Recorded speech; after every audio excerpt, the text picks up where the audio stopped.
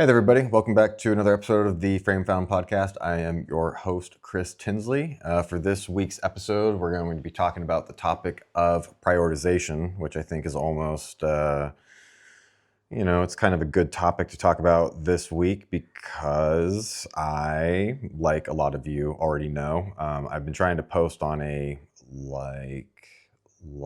weekly basis, and I unfortunately missed last week. And that's because of competing priorities of other things I needed to do in life. So I figured, why not for this episode talk about the topic of prioritization. As like usual, I've got some prompting questions here to kind of explore that topic, and I'm going to kind of change up the the format of this episode and future ones to be a little bit shorter. Gonna try to kind of just tighten things up a little bit because I feel like I'm spending too much time trying to actually answer the question in a kind of profound way, I guess you could say. But that's not really even the point of the podcast or really of any of the questions themselves. It's more so just to kind of explore the topic, and which will then in turn lead to additional questions to also explore. So I think I'm just going to kind of spend more time leaning into that and just kind of accepting that. And I think, just to kind of get back to the topic of prioritization, it's an interesting topic because there's a lot that comes along with it where you're an individual person that has things that you have to do, things to kind of maintain the status quo, so to speak, and then there's other things that you need to do that are kind of more initiative driven, things that will change the state of a given thing, in a long-standing kind of way. And these are all things that just have to get done. But I digress a little bit. Let me bring it back. Is when we're talking about prioritization, right? There's you as an individual only have so much time to accomplish things. Let's just say within a day. And more often than not, those to-dos are involving another person. So if there comes a point where you need to reprioritize the work that's on your plate, there's a human-to-human component of it. There's a negotiation component, so to speak. And I think it's, that's a skill set that's really important to have, under the topic of prioritization. And I think, maybe I'll kind of talk more about it in this episode, but, I kind of did a LinkedIn post about it not too long ago about the topic of, David Allen's GTD, method, which is the getting things done, methodology. And it's, it kind of, the book that he wrote came out in 1999, but it's been amended throughout the years. But really in the 2010 or so, the 2010s or so, that's where the productivity hack or productivity era, I don't know what you want to exactly call it, really boomed, where complexity of work was increasing and people started to make software programs or tools to support the GTD method. And I don't know, I'm tangenting, but that's also the point of this podcast. And so just as I'm kind of talking through these things, I'll just kind of explore these thoughts that come up in my head. But the GTD method in general is great when you know how to apply the principles of it. And I'll definitely do another episode about, that, thing like GTD. But what I'm trying to say is like when you're able to apply the principles in a really efficient way, you kind of create a net new problem.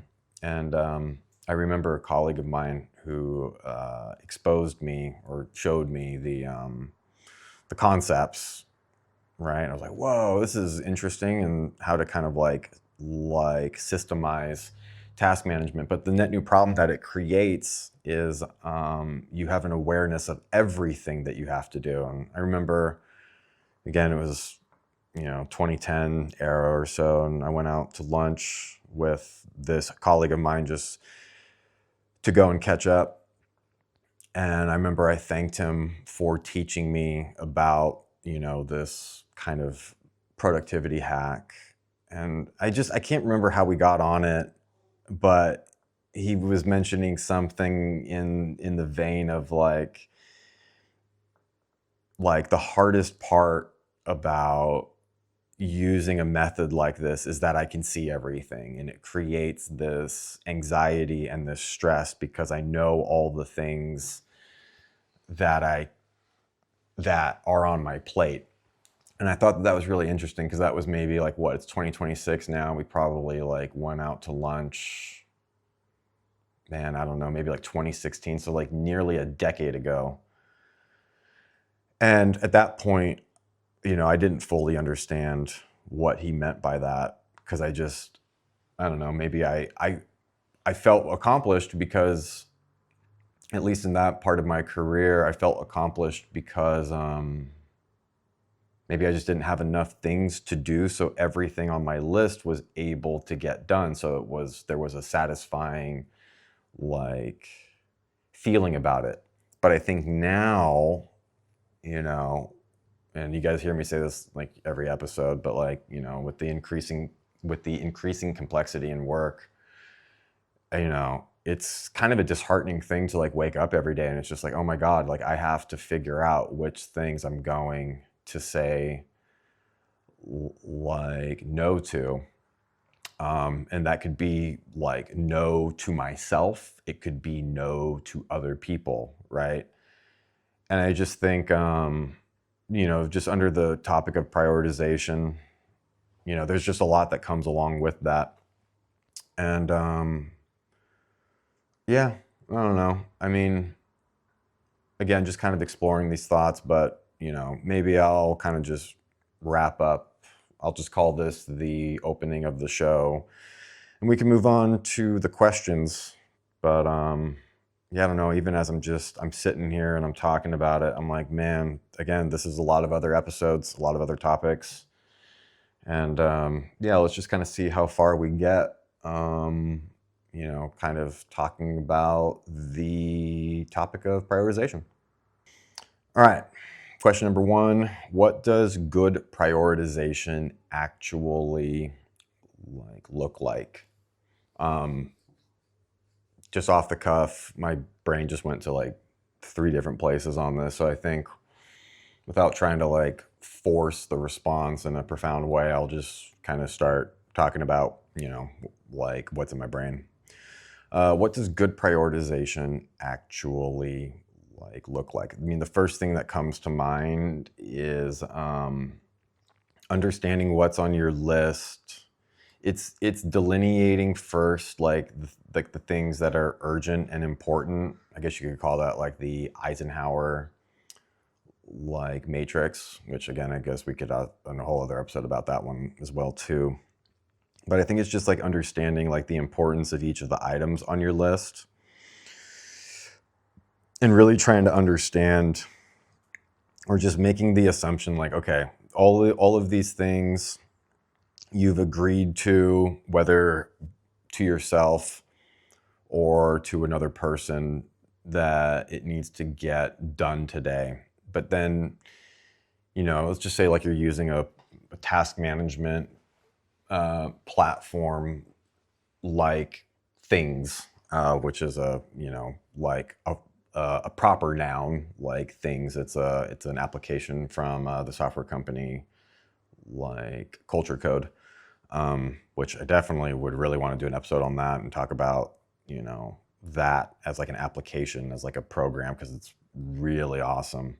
Um, I've been using that platform for like the better part of, God, I don't know, like 15 years. Anyways, I'm tangenting.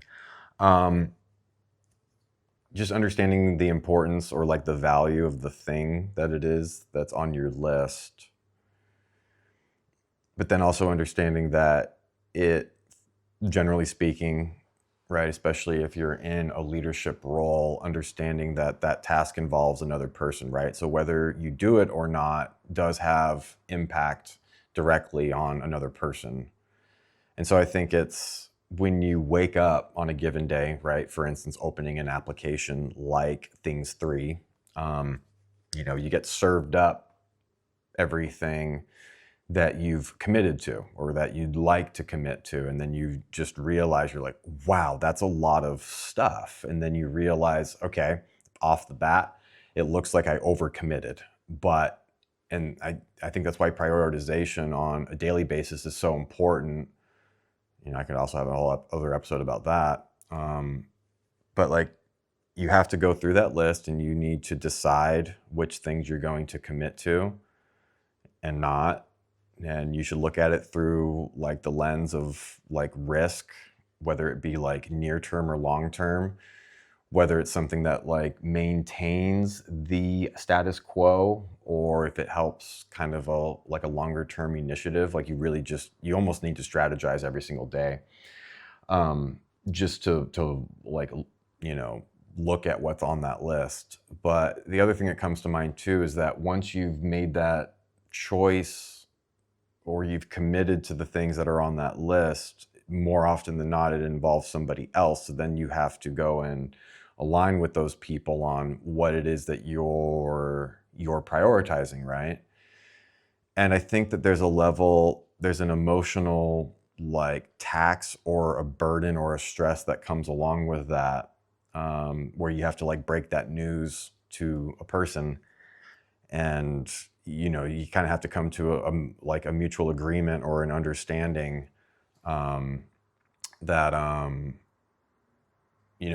something might have to push. And I think yeah, just I'm gonna actually just pause here for a second because the cat right now is acting like a fool, so I will be right back.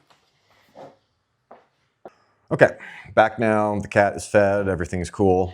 However, I did lose my train of thought. So where was I? Oh, that's right. Like negotiating,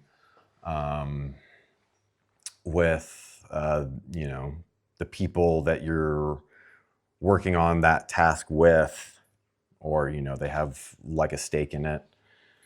I think it's really important that as you're prioritizing that list, that it's just important that you understand the risks that are associated, with every like task or like line item or project or initiative, whatever you want to call it, right? Like the thing that needs to get done, right?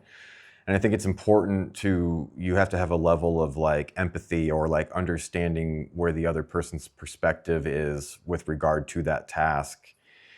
And I just think, you got to be able to have those conversations of, you need to be cognizant of how many things that are on your list that need to get done.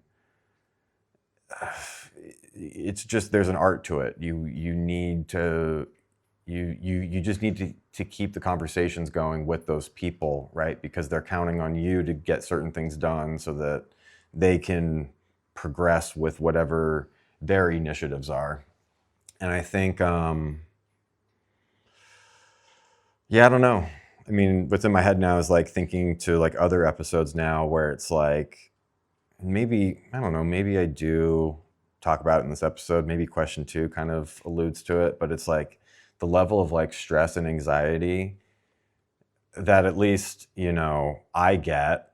And, talking with other like colleagues that are, huge fans of like productivity hacks, like there is this really quiet stress that's built from the fact that you can see everything, right? And you just see a lot of like red or like urgency, right? Like the deadline of like the thing is approaching. And it's really interesting having conversations with, like, for instance, Chat GPT about like, should I just not assign a deadline to everything? Like, is that what's creating anxiety? But like when you like literally take a step back and like you look at like what's on the list, um, it truly is all urgent, and you know, like that's not really the solve. So now it almost becomes this additional question of like, you know, is it a bandwidth issue? Do you need more support on the thing? Is prioritization really even the answer? Like, are too many things truly too like urgent? Are there too many like dependencies amongst working with other like partners? There's so many things to consider, and like that in and of itself is already tough to do. And so like, even if you just consider that, which is before the work even starts, you know, sometimes it gets a little wild. And I think I'll probably do an episode about that one too. But yeah, like, what does good prioritization actually like look like? I don't know. I feel like I could be here for like way too long trying to answer that question. So I don't know. Maybe some of those responses, you know, inspired something in you guys. I don't know. I'm just realizing that like more and more, you know, this is a topic it goes really deep. And I'm just going to end that first question there. So let's move on to question number 2. All right, question number 2. What do guilt and stress usually signal when you're reprioritizing? What do guilt and stress usually signal when you're reprioritizing? The first thing that comes to mind is maybe you've committed to too many things. In which case that could turn into a different conversation of like, how do you kind of create the time and the space for you to get the things that you've committed to done? What do guilt and stress usually signal when you're reprioritizing?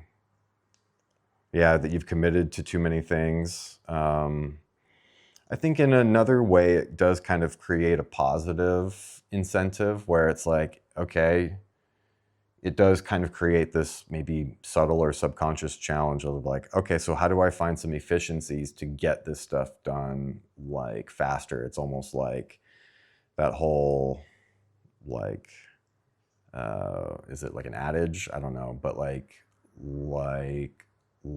necessity is the mother of invention. So maybe there's something positive there. I mean, that's also a double-edged sword too, because you know that could also create a new like sense of guilt where you're trying to optimize something so much, but there's more coming at the system that you won't be able to keep up or optimize that. So, and again, that's a whole other episode in and of itself too. But what do guilt and stress usually signal when you're reprioritizing? I think just from like a surface level, superficial like level is, you know, one, you've committed to too much, or two, maybe you just haven't found enough efficiencies to get the stuff done. But again, right, all those things are a double-edged sword, because you could say that like, you know, you improved your system in order to commit to more things, but if more and more needs to get done and you commit to more and more, is that your fault, or is that like the system that you built? Is it its fault? And maybe fault's even like the wrong word, but it's like just the more and more that I'm thinking about and talking about this topic is that like the topic of prioritization is really, it's more of a negotiation than anything else. And I think, I don't know, it's tough. I think, especially being somebody who is a big proponent of tools and systems and, I don't know, call it like productivity hacks. It is, there does think, you know, and I think a lot of people, especially in like the 2020 like era, I can't believe it's 2026, right? We've all got this like, I feel like, you know, task management, you know, I think is maybe just kind of like a standard like like skill set now, like being able to keep to to keep a comprehensive to-do list. And I don't know, just having conversations with a lot of colleagues in the past, I think everybody, to a degree, is like they feel the same frustration, is that they've created this system that literally captures every single to-do. And I think maybe collectively everybody's getting overwhelmed by being able to see everything that needs to get done. And so the solution to that is not a better like to-do list, but in fact it really is prioritization. But understanding the nuances that come along with prioritization, those go deep. But I think it's really just it's a negotiation, which is a human-to-human experience, or like a human-to-human like activity, or like whatever you want to call it. And yeah, it's just everything that, I guess the most important thing is communication. Like, what does that mean? I mean, that's always like a broad term, like communicate, like, yeah, I don't even want to touch that topic right now. But yeah, I don't know. What do guilt and stress usually signal when you're reprioritizing? I don't know. I feel like I answered the question a little bit, but like I read that back and I just go, okay, there's a lot here, and just gonna end that question right there. All right. Question number 3: how do you reset priorities without breaking trust? Okay, that's an interesting question. I think, kind of going back to some of the previous answers, I think it's really important that you're really good at communicating with the people who have a stake in whatever that task or initiative or project is.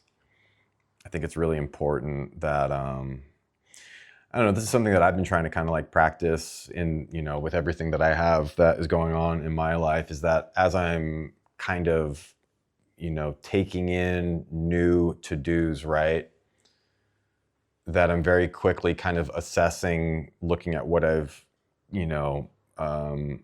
already committed to, and kind of just trying to, set expectations in the moment. Like in a very, what's the word I'm looking for? Like in a calculated way. Like it's not just like a sentiment based thing. It's like, it's truly like I have committed to too many things. So yeah, I think, I don't know, what's that question again? How do you reset priorities without breaking trust? Just the superficial answer, or not superficial, just like surface level, like without putting too much like thought into it, is just there needs to be a sense of empathy, that you understand that by you pushing out this to do, how it affects the other person, to just have like a human to human conversation about, like, hey, if I can do this, but it's going to mean a sacrifice on this, not by a whole lot, right? I'm not saying like I can't do it. I'm just saying I can't like do it within that timeline. And I think I think any one just kind of, it's a reps thing. Like I think the more and more that you have those types of conversations, the easier and easier they get, but they're still uncomfortable. Especially because generally want to be of service, right? I think that that's applicable to a lot of people, if not everybody who is watching this podcast. That's almost another topic in and of itself. But I think it's this fear of like disappointing the other person, that you can't get that thing done within that time frame, but like you can find it like a reasonable like middle ground, so to speak. And I don't know, it's just having those conversations to just find that. And as uncomfortable as it is, it's important, and it gets easier with time. So I don't know, I just think, oh man, just I did not think that this episode was going to spawn so many other questions, but I don't know. I'm just going to end that question right there as well, and we'll move on to the closing of the show.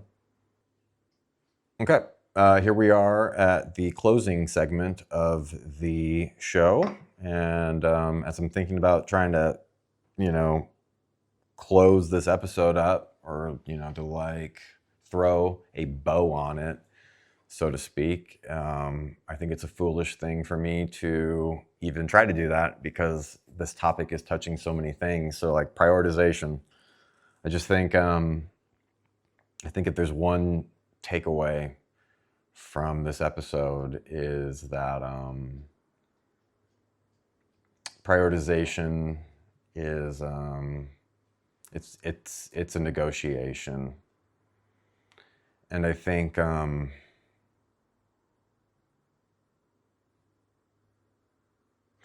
it's really important. I think it's important that, like, from all parties, right, is just, and again, this is also a negotiation, right? Is that, like, it's like delineating between things that are urgent and important, right? Things that like maintain the status quo and things that advance, things, in a positive way. I don't know. It's tough because I think there's just so many things that need to get done on a given day, and yeah, those things aren't going to stop. Those things aren't going to stop, right? There's going to be new inputs at every moment. And I just think that, being able to negotiate with the people that have stake in that thing is the most important thing. And that just gets easier with reps. And in as much as I want to explore this topic even more, just as I'm right here, just kind of thinking through it, I think where I just ended up is probably a good place to end this episode. So I'm gonna go ahead and say that is the end of this episode. I think that's a good place to I think that's a good, like, off ramp. It's people. It's people, like, negotiating. That's what prioritization is, and it comes with reps. So yeah, let's end it right there. Everybody, thank you for like tuning in to another episode. Really glad that you're back here checking out another episode. And if it's your first time checking out this podcast, first of all, appreciate you joining and checking it out. If you want to learn more about what this podcast is all about, I definitely suggest checking out the first episode. And then also, if you are picking up on a sort of, call it a speech impediment of sorts, you are absolutely correct. That is something that I do have, and you can learn more about that in episode 2. But anyways, guys, appreciate you checking out this episode, and I will see you all next week. Thanks, everybody.